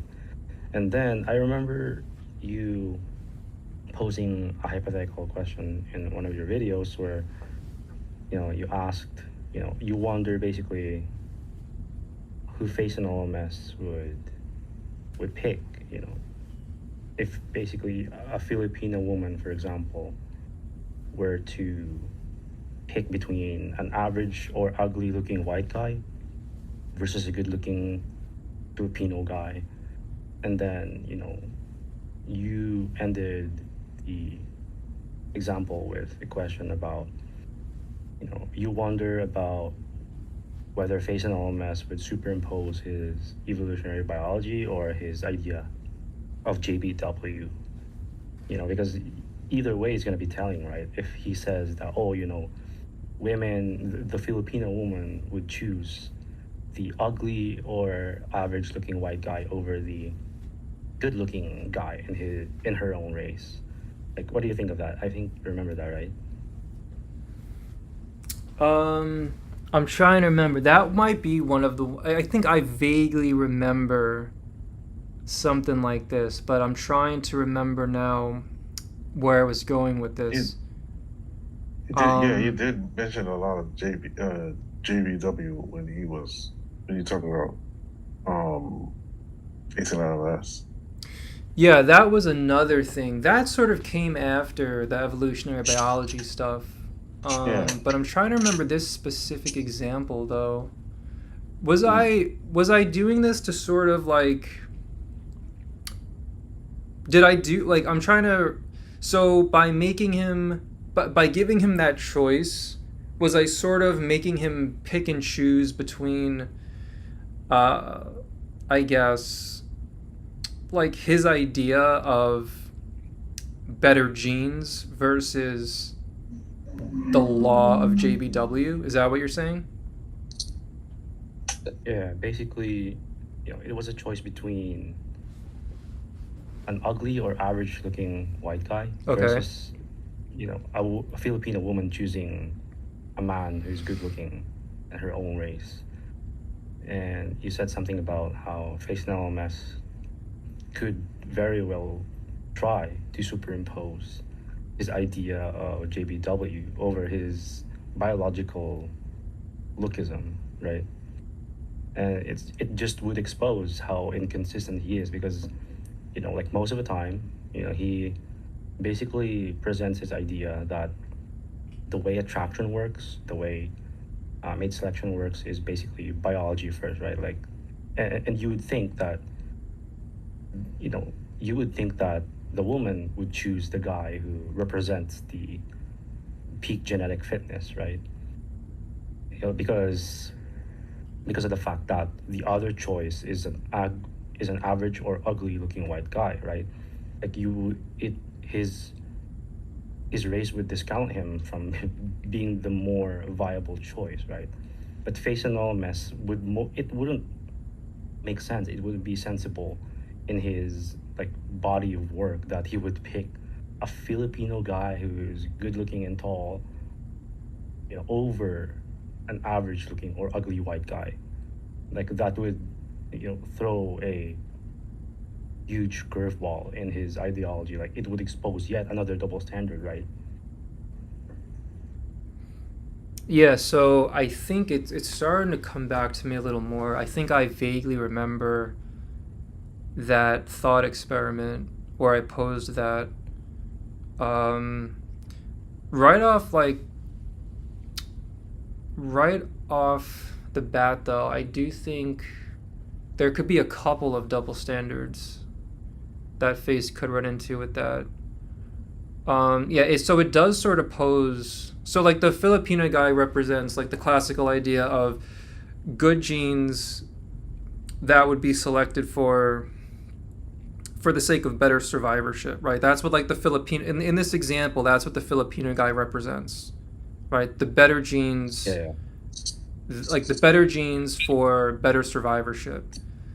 And so since Yeah. FACEandLMS always, that was always like his number one um, ideology, like that ideology always ranked number one, it would lead you to think that Face would say the Filipino woman would pick the tall, good-looking Filipino guy. But we also know Face loves the JBW is law hype train, right? Yeah. So he also could go down that route, but then that would contradict his strongest, longest standing ideology, in that women select men because of the traits that signal the greatest survivorship, right? That's his longest standing, most potent ideology or tenet. So, like, yeah, it does put him in sort of a conundrum because he could only pick one of the two. He would have to let go of one. And I honestly think, at least now, I think back then he would have picked the JBW one. But I think of like if he was to be faced with that today, I actually think he would pick the quote unquote better genes one. I have no idea what he would pick. That's just my guess, though.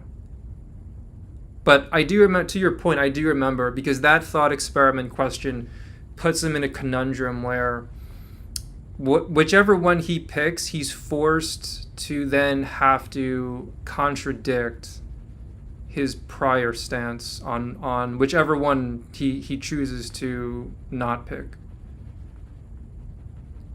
But like that example also sort of highlights how, sort of what we were just talking about before, how like he FACEandLMS, like he has LMS in his own name, looks, money, status, yet he like never talks about money or status.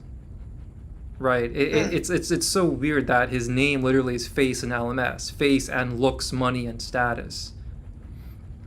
Whereas like the whole JBW bit, especially like all of the examples he was showing, it was pretty much solely because of money and status and how that plays into sociology and halo effects.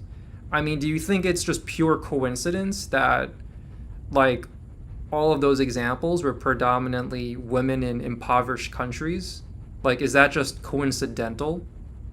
Like, I mean, like, are we gonna be that naive? Like, are they gonna be? They claim they're so black pilled, yet they're gonna be so naive, so conveniently, and be like, oh, the reason why all of these guys go to these impoverished countries, yeah, but it doesn't have anything to do with money. I mean, it's like it's like the biggest lie that there is. Yet this is supposed to be the truth group. These are supposed to be the guys about the truth. I mean, the whole thing is it was always just a bunch of bullshit. Yeah, they're not isolating for pure biological mechanics by giving examples of guys who bring in money to the table, like you would think they would, if Just Be White is about biology. Right.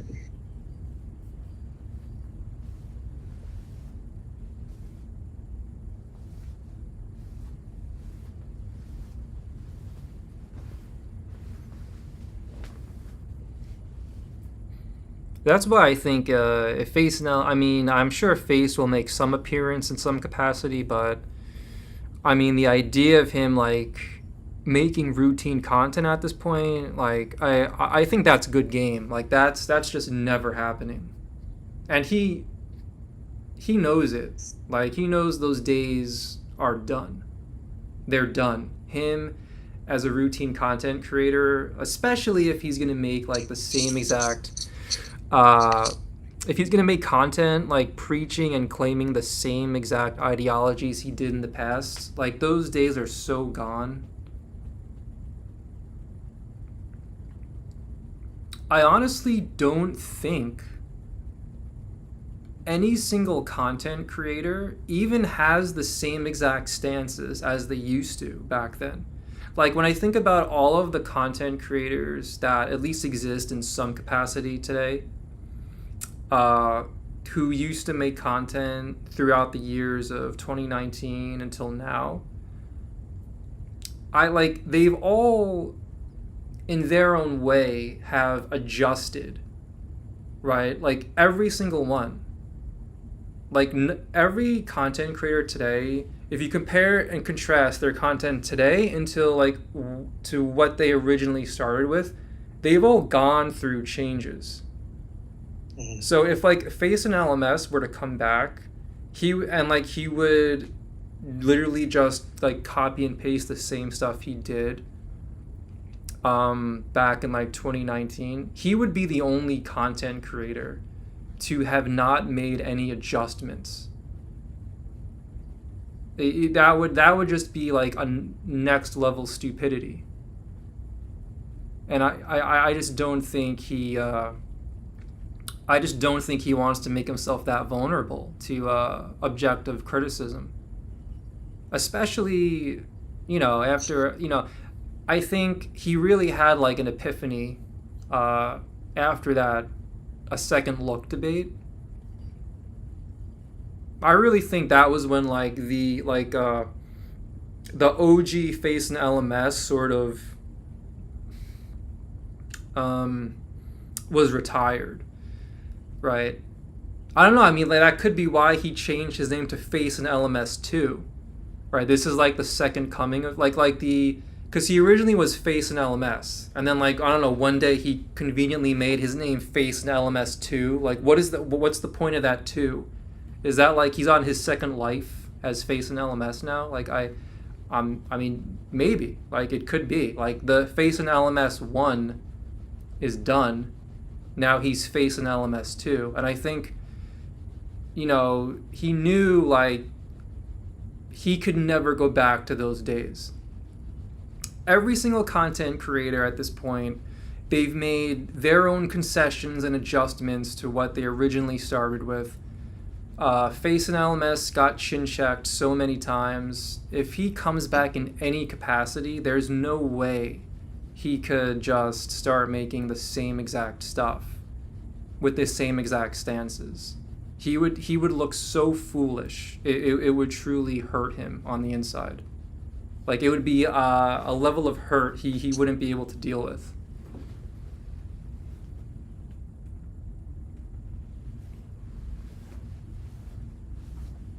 Yeah, I'm gonna call it a night. Yeah, we can. Do you have any final words? Do you want to finish with Shang Tsung? Sorry.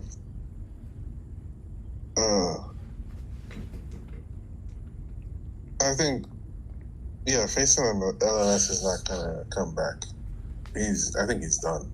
He's if he's on his if he's still the same way he is. I think you're right. He's not making himself look vulnerable by coming back. And that's I feel like he's not.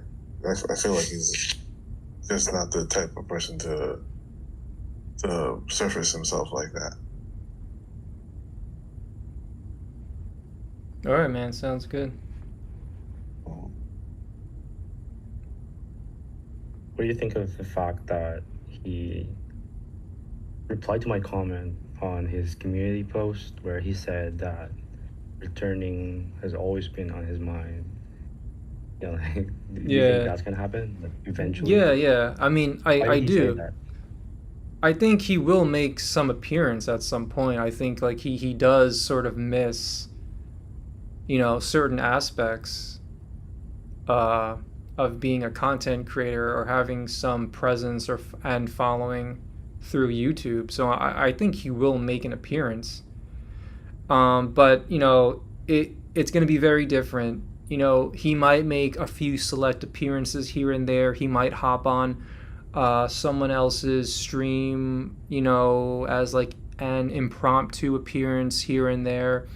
Maybe he even has some type of like commemorative stream, or maybe I don't know. Maybe he has even some type of like organized stream at some point on his own channel, but I really don't think it'll be anything close to like his typical 4-hour looks live stream where he's bringing on all different people and he's talking about Chad Monopoly and like deformed women and